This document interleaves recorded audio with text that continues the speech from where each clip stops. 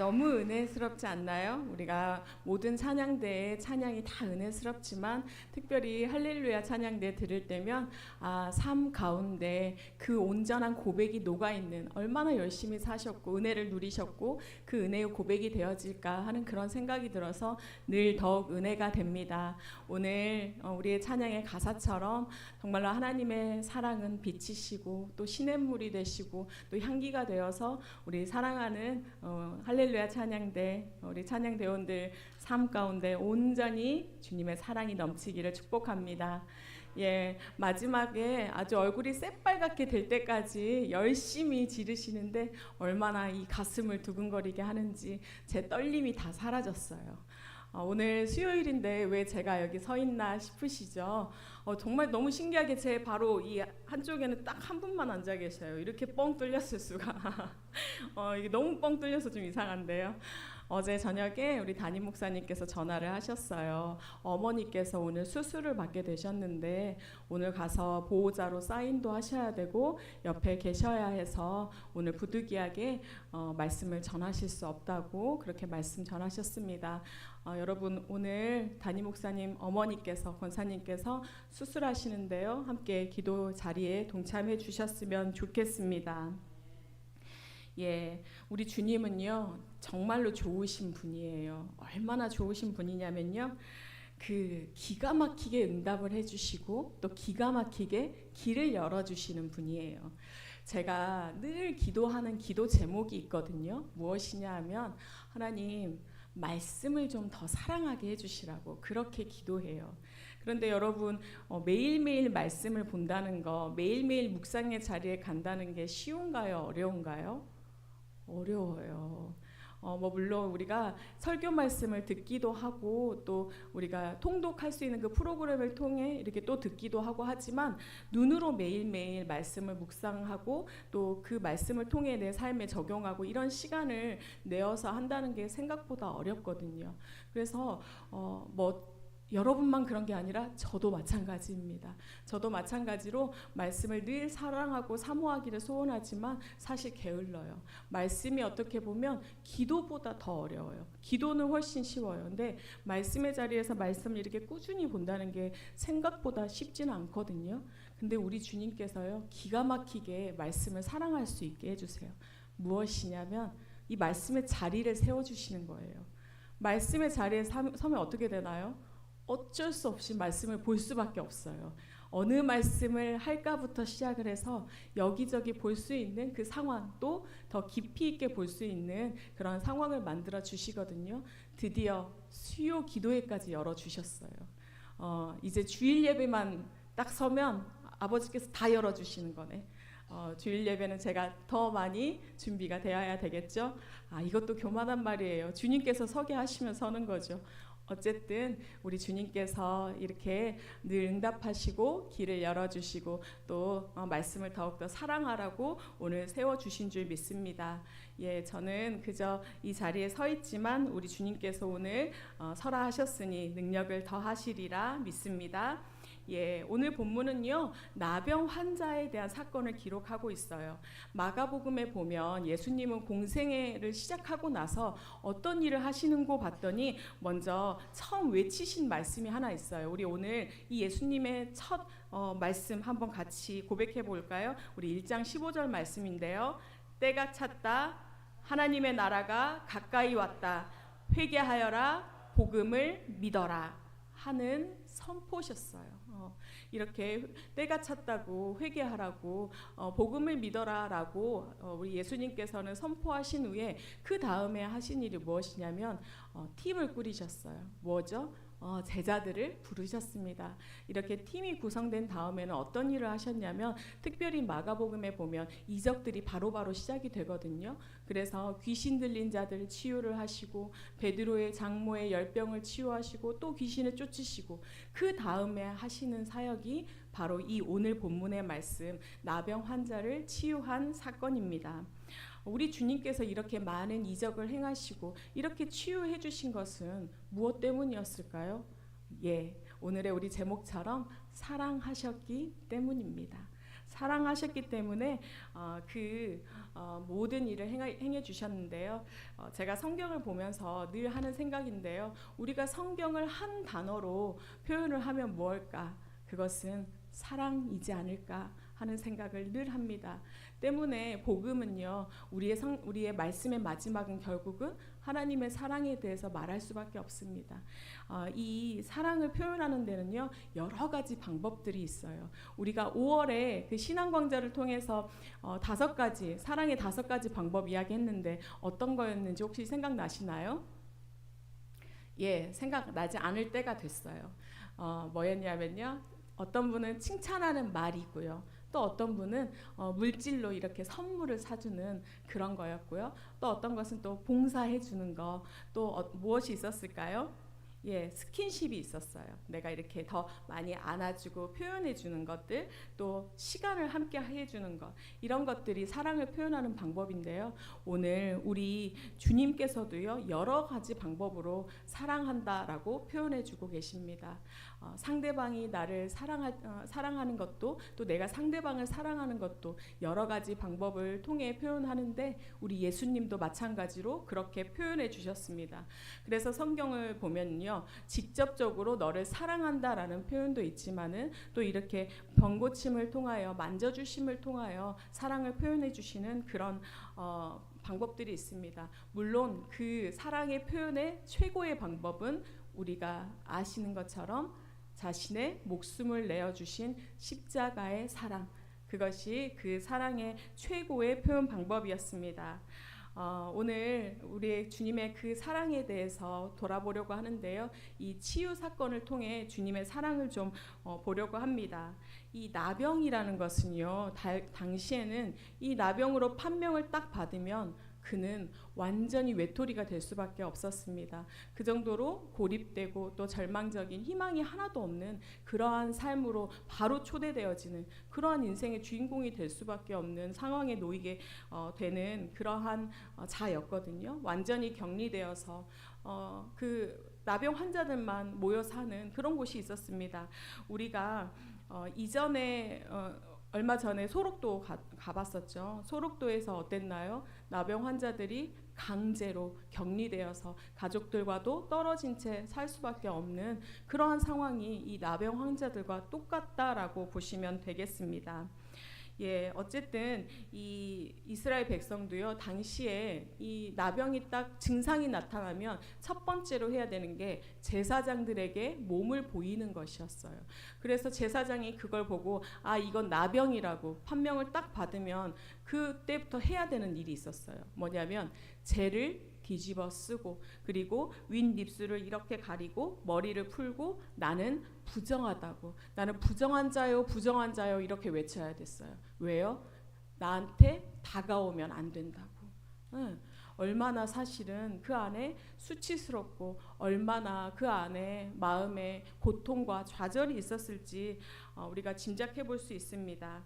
이 나병 환자는요, 우리가 물론 육체적으로도 힘들었겠죠. 가려움도 있고 여러 가지 고통이 있었지만 정말로 큰 것은 정신적인 고통이었습니다. 이 나병이라는 것은요, 당시에 나병에 걸린다는 것은 네가 죄를 지었기 때문에 이 병을 얻게 되었다라는 인식이 있었어요. 우리가 민수기에서 보면 이 미리암이 모세를 비방해가지고 그때 걸린 병이 있거든요. 그게 바로 나병이었어요. 그러니까 나병하면 이 미리암이 모세를 비방하는 죄를 저질러서 벌을 받게 된 것처럼 하나님의 심판을 받은 거구나 라는 인식이 있었기 때문에 그 안에 죄의식, 이런 것들이 너무나 팽배할 수밖에 없었어요. 그러니까 수치심도 있었고 두려움도 있었고 죄의식도 있었고 그의 마음은 온통 고통 가운데 있을 수밖에 없는 그러한 상황이었습니다. 그런데 이 나병 환자에게 어떤 상황이 생겼냐? 희망이 생겼어요. 예수님이 귀신 들린 자도 쫓아내 주신대. 이런 소식을 들었어요. 그러니까 어땠을까요? 그 마음 가운데 그에게 꼭 나아가야겠다는 소망이 있었을 것입니다. 그 엎드리는 자리로, 물론 그가 그 자리로 나아가는 게 쉬웠을까요? 그는 격리된 채 살아야 되는데 거기서 나와서 예수님께로 나아가는 그 과정 자체가 아주 어려웠을 것입니다. 이 성경에는 다 기록되어 있지 않지만 그 과정이 분명 녹록지 않았을 거예요. 그렇지만 그는 우리 단 하나의 희망인 예수님께로 나아가 엎드립니다. 이것이 바로 그의 믿음이었고 믿음의 용기였습니다. 그 믿음으로 말미암아 깨끗함을 낳았는데요. 그렇다면 그가 깨끗함을 입은 것이 그의 온전한 믿음 때문이었을까요? 그가 아무리 그렇게 나왔다 해도 주님께서 그것을 치유하시겠다, 사랑해 주시겠다 하시지 아니하셨으면 그는 치유함을 받을 수 없습니다. 우리 주님께서 사랑해 주셨기 때문에 그는 나음을 받았습니다. 우리 예수님은요 이렇게 사랑의 하나님이신데요, 우리 사랑의 예수님이신데요, 과연 이 사랑은 어떤 사랑이었는지, 이렇게 사랑해 주신 사랑은 어떤 사랑이었고 어떻게 사랑했는지 오늘 말씀을 통해 보고자 합니다. 먼저 예수님의 사랑은 어떤 사랑이었냐면요, 불쌍히 여겨주시는 사랑이었습니다. 불쌍히 여겨주시는 사랑. 오늘 우리 말씀 같이 읽었는데요, 41절 다시 한번 함께 읽어보도록 하겠습니다. 41절입니다. 예수께서 그를 불쌍히 여기시고 손을 내밀어 그에게 대시고 말씀하셨다. 그렇게 해주마, 깨끗하게 되어라. 아멘. 예수님은요 나병 환자에게 이렇게 불쌍히 여기시는 그 마음을 가졌습니다.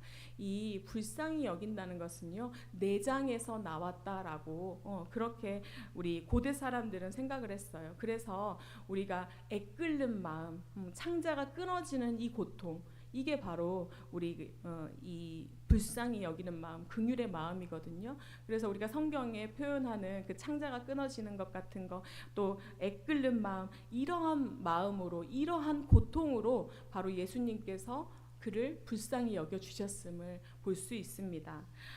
당시 율법은요 나병 환자를 과연 어떻게 대했을까요? 율법은 오늘 아까 말씀드린 대로 격리하고 그를 세상으로부터 완전히 단절시키고 관계를 단절시키고 그 마음 가운데 죄책감과 수치심을 집어넣어 줬습니다. 그런데요 우리 주님은요 달랐어요. 우리 주님은요 이 애끓는 마음, 창자로부터 나오는, 내장으로부터 나오는 이 긍휼의 마음을 가졌습니다.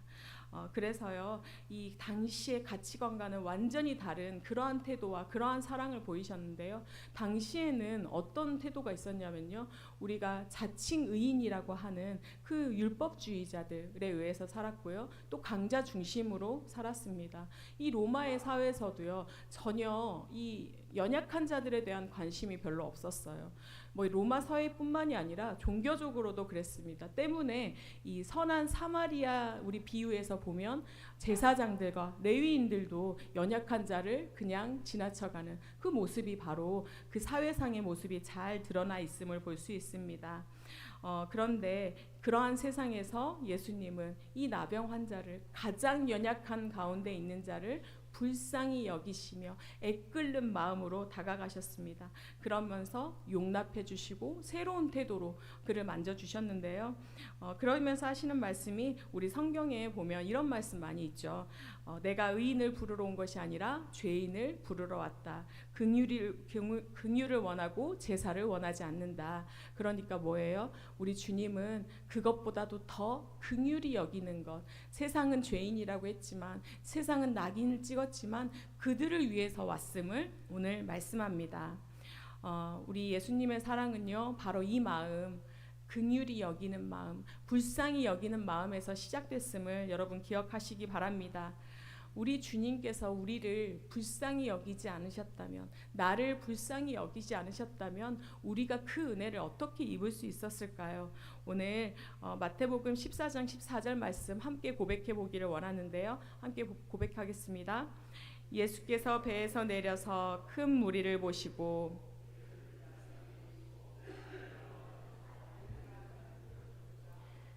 이어서 우리 마가복음 6장 34절도 함께 고백하겠습니다.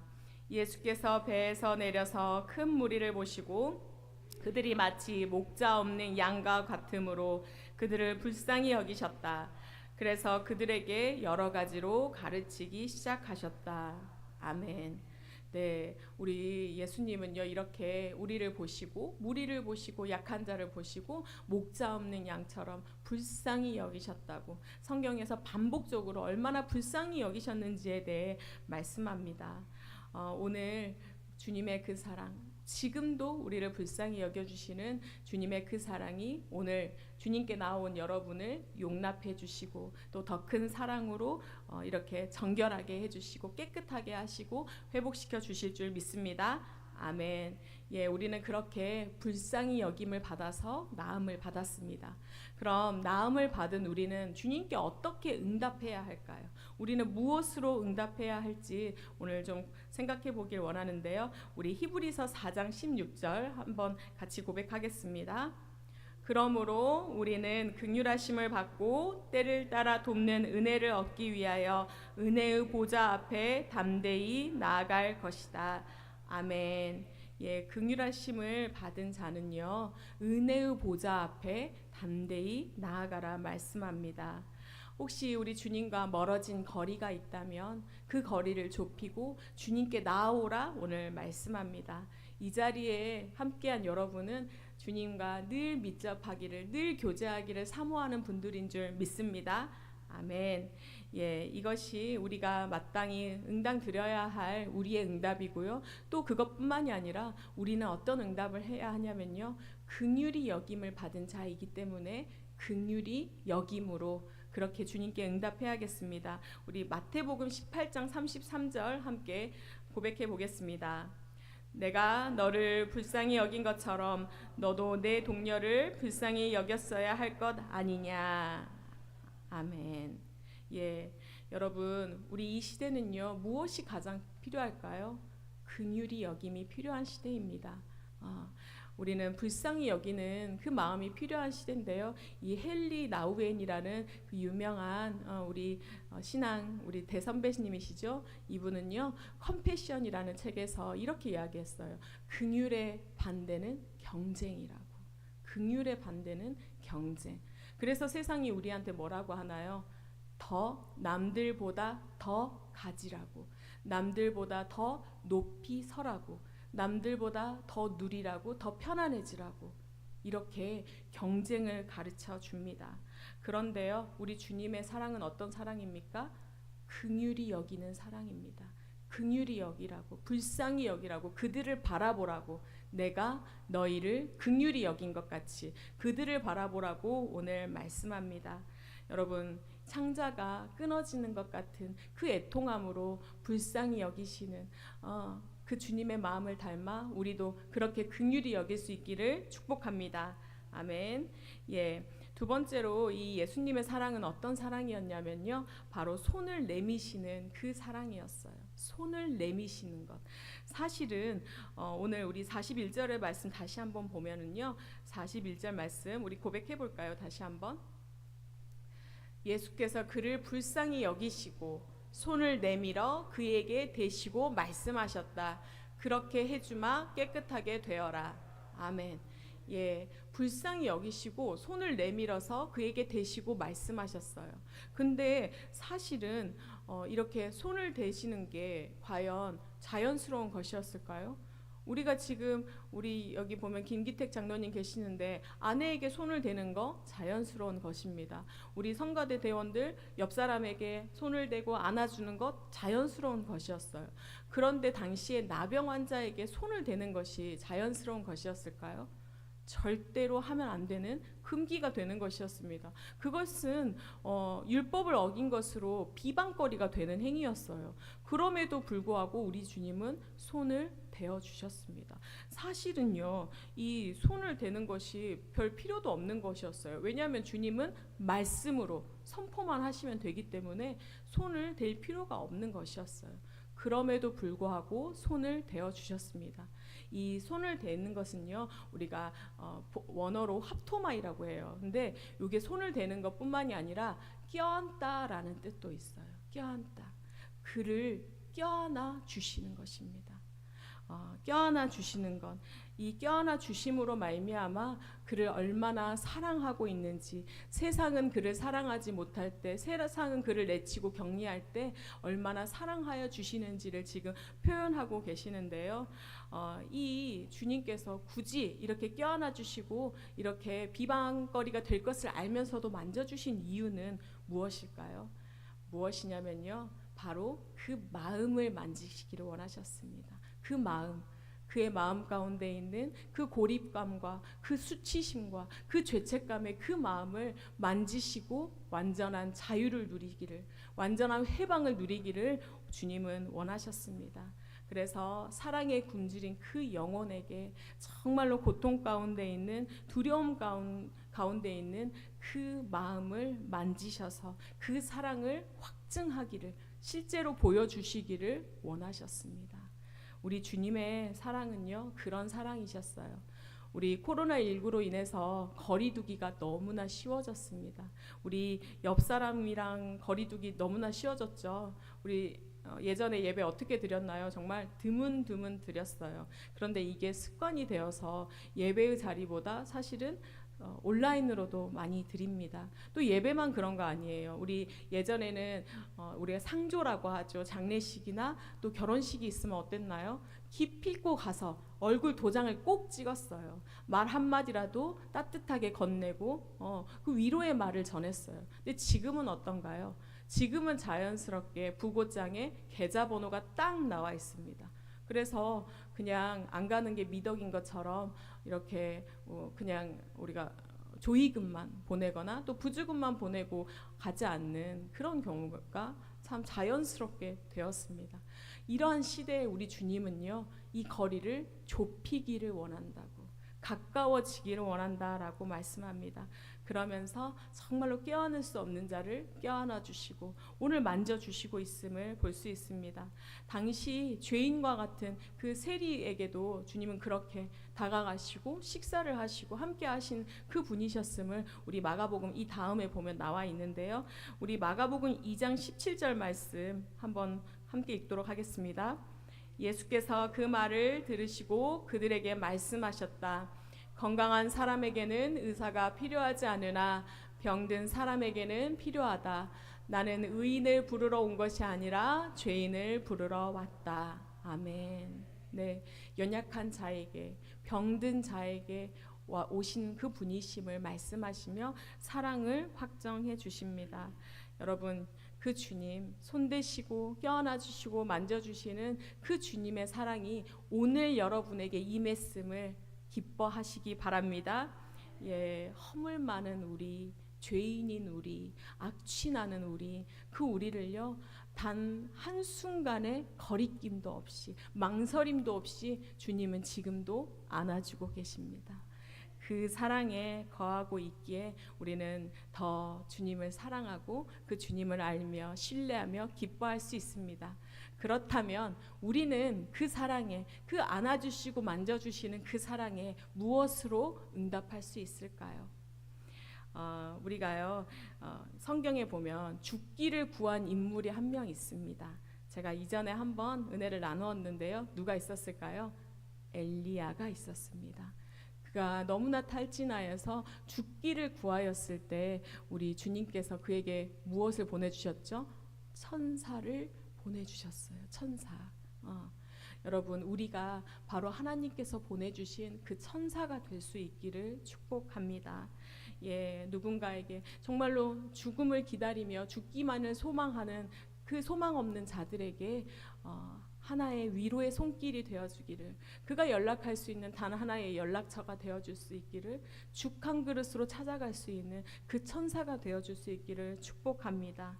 여러분, 그렇게 그러한 자리로 나아갈 때 주님과 하나 된 자의 그 기쁨을 또한 누리게 하시리라 믿습니다. 아멘. 예, 오스 힐먼이라는 분이요, 이 하나님의 터치란 책에서 한 가지 간증을 해요.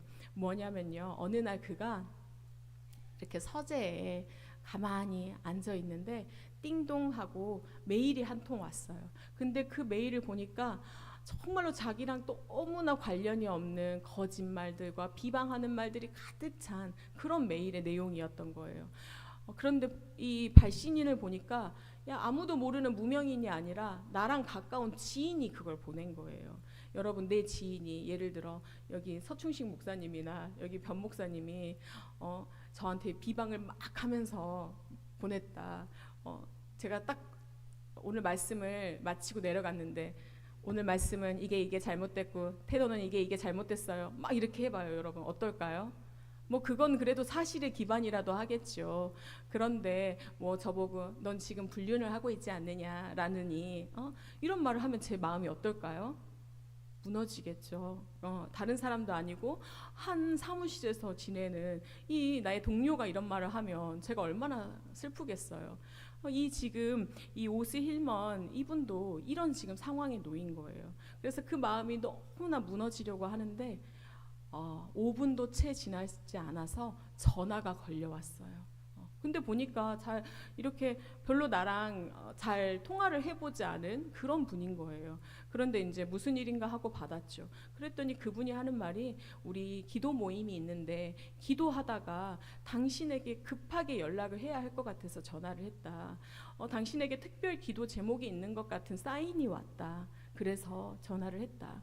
혹시 그 기도의 제목이 있다면 나눠주시라고 그렇게 전화를 받았습니다. 이분이 마음이 어땠을까요? 그 전화가 하나님의 위로하심으로 아마 그는 느껴졌을 것입니다. 그리고 그는 그렇게 고백했습니다.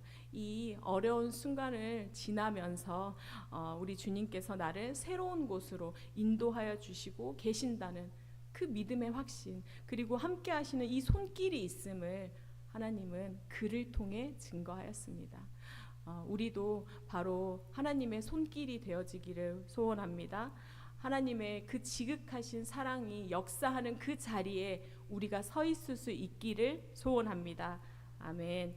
예, 우리가 하나님의 사랑을 매일매일 그 만져주심을 누리고요. 그 만져주심을 정말로 다른 이들과 함께 나눌 수 있도록 연락처가 되어주고 정말로 하나님의 그 은혜의 통로가 될 수 있기를 축복합니다. 예, 이제 마지막으로요. 우리 예수님의 사랑은 어떤 사랑이었냐면요. 관계를 회복시켜주는 그러한 사랑이었습니다. 나병 환자에게 손을 대시면서 뭐라고 하시냐면요. 그렇게 해주마 깨끗하게 되어라. 이렇게 말씀하세요. 근데 개역개정에 보면은요, 이 말씀은요, 내가 원하노니 깨끗함을 받아라 이렇게 말씀을 하거든요. 그러니까 그에게서 내가 원하니까 깨끗함을 받아라. 그래서 그 나병이 떠나가는 그 은혜를 누리게 됩니다. 그리고 나서 하시는 말씀이 그 몸을 제사장에게 보이고 모세가 명한 그 예물을 드려서 확증하라고. 그럼 어떻게 된다고요? 관계가 회복이 된다고. 우리 주님은요 그렇게 관계를 회복시켜 주시는 분이에요. 또 이웃과 관계만 회복이 되었을까요? 무엇보다 우리 주님은 주님과의 관계를 회복시켜 주시는 분입니다. 그가 그것을 겪었는데 그가 어찌하여 하나님 사랑을 알지 못할까요? 주님의 사랑 안에 그는 거할 수밖에 없는 진짜 살아계신 분이구나. 그 관계가 회복되는 그 은혜를 누릴 수밖에 없습니다. 또 깨끗함을 받으라 말씀하였습니다. 그는 구원의 은혜를 누리게 되는 은총을 누렸습니다. 사랑하는 여러분, 우리가 바로 주님께 그 은혜를 받았음을 깨끗하게 해주시는 그 은혜, 오늘도 이전과 다른 하나님께서 정결하게 해주시는 그 은혜를 너희가 받았다라고 말씀합니다. 오늘 그 관계의 회복으로 말미암아 내게 더 가까이 나아오라고, 또 너희 이웃에게 더 가까이 나아가라고 말씀합니다. 이제는 상처 가득한 심령이 아니라 하나님께서 주신 그 사랑의 심령으로 내 이웃과 그 관계를 회복하라 말씀합니다. 오늘 그 말씀의 은혜 정말로 자유함을 주시고 그 자유함을 누리는 자리에 관계가 온전히 회복되어지는 그 은혜 주셨으니 여러분 힘내시고 관계의 회복의 자리로 나아갈 수 있기를 축복합니다. 아멘. 예, 오늘 말씀을 마치고자 하는데요. 오늘 예수님께서는요 믿는 우리에게도 동일한 그 사랑을 말씀해 주셨습니다. 뭐라고 하시냐면요, 너희를 정결하게 하겠다고, 깨끗하게 하겠다고, 그리고 내가 너희를 정말로 긍휼히 여긴다고, 불쌍히 여긴다고, 오늘도 내가 너희를 불쌍히 여기며 사랑한다고 말씀합니다. 그리고 우리를 그저 말씀만 하시는 것이 아니라요, 손을 대시며 꼭 껴안아 주십니다. 꼭 껴안고 계세요. 여러분 옆자리 안 보이세요? 주님이 지금 꼭 껴안고 있어요. 내 어깨를 이렇게 안아주고 계세요. 여러분, 이렇게 안아볼까요? 이렇게? 주님께서 이렇게 안아주시고 계세요. 그러시면서 사랑한다 내 딸아, 사랑한다 내 아들아, 이렇게 말씀합니다. 주님의 그 사랑이 우리 곁에 있으니 우리가 무엇 때문에 두려워할 수 있겠습니까? 여러분, 수치의 감정에서, 죄책감의 감정에서, 죄의식의 감정에서, 두려움의 감정에서 벗어날 수 있기를 축복합니다. 주님께서는요, 이 자유함을 누리라고, 이 사랑을 누리라고, 그리고 이 사랑을 가지고 너희도 불쌍히 여기는 자리에 서 있으라고, 너희도 껴안는 자리에 서 있으라고, 너희도 관계를 회복하는 자리에 서서 너희가 바로 나의 도구가, 나의 통로가 되라고 오늘 말씀합니다. 그 사랑을 누리며 그 통로에 서서 하나님께 쓰임받는 복된 여러분과 제가 될 수 있기를 축복합니다. 아멘. 기도하겠습니다. 하나님, 감사합니다. 죄인된 우리를, 정말로 오물과 같은 우리를, 티끌보다 못한 우리를 주님은 자녀라 말씀하시고, 오늘도 깨끗함을 입은 자라 말씀하시고, 오늘도 껴안아 주시니 감사합니다. 오늘도 회복시켜 주시니 감사합니다. 나는 나올 수 없었으나 주님께서 나오게 하시고 이 자리에 서서 주님 이 은혜를 누릴 수 있게 하시니 하나님, 내가 무엇으로 감사를 드릴 수 있으리이까? 하나님, 우리도 그 자리에 서게 하여 주시옵소서. 긍휼히 여기는 자리에 설 수 있기를, 주님 껴안는 자리에 우리도 설 수 있기를, 먼저 회복하며 먼저 용서를 구하며 먼저 용납하는 그 자리에 서는 우리가 되게 하여 주시옵소서. 눈물 흘리는 자를 지나치지 않게 하여 주시옵소서. 그의 눈물을 닦아주며 주님께서 보내주신 연락처가 되어지며 주님께서 보내주신 죽한 그릇이 되어 그들과 함께 하나님의 살아계심을 증거하는 복된 인생이 되게 하여 주시옵소서. 오직 주님의 그 은혜를 사모합니다. 그 자리에 서 있기를 사모하오니 주님 은혜 더하시고 능력 더하시고 우리의 인생을 책임져 주시옵소서. 모든 것에 감사하며 예수님 이름으로 기도합니다. 아멘. 아멘. 감사합니다. 예.